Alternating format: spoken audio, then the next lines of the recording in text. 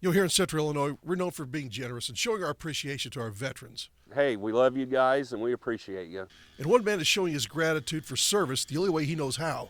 Well, the reason I started doing this event is I noticed a lot of veterans on different social media platforms that were wanting to go fishing, and they had no way to get on the lake or get down on the banks for that matter, because a few of them, well, they had disabilities, wheelchair and what have you. You see, Travis and a bunch of like-minded fishermen and guides are going to take some veterans fishing. I've got 24 of the top fishermen from Central Illinois. I mean, these guys are phenomenal. We're going to take those vets out from 8 till about noon, take them out crappie fishing. And after that event, after the fishing, we will bring them back. We'll get all their fish cleaned up. And then we're going to the VFW here in Sullivan, and we're putting on a big fish fry. Nick Rhodes is one of the guys who will be taking veterans out that day. Now, he's also a veteran, and he gets how important this event is and what it can do for a veteran who might be struggling with the past and everyday life. Spending time in the outdoors is almost tailor-made for guys, that have spent time in the service, especially combat veterans.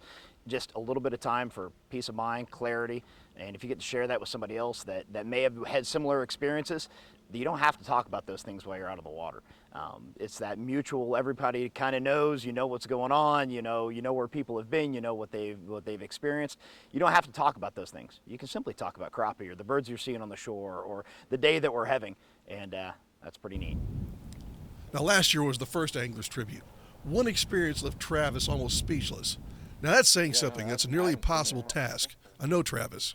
What I have here is a coin I received, a challenge coin from a veteran that was part of the event last year. Well, when he left the stage, his mother come up to me.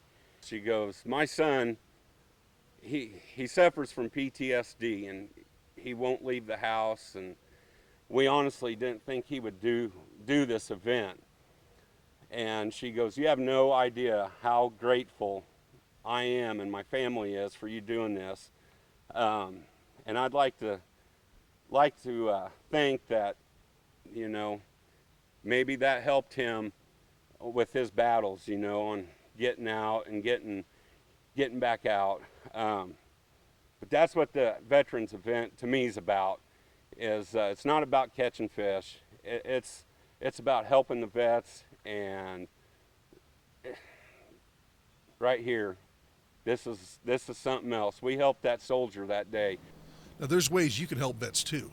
Now, Travis is raffling off a big tackle box worth about $700, and that includes a guided trip from the one and only crankbait king himself, Nick Rhodes. You can buy these tickets at Chips Marine, but that's not all.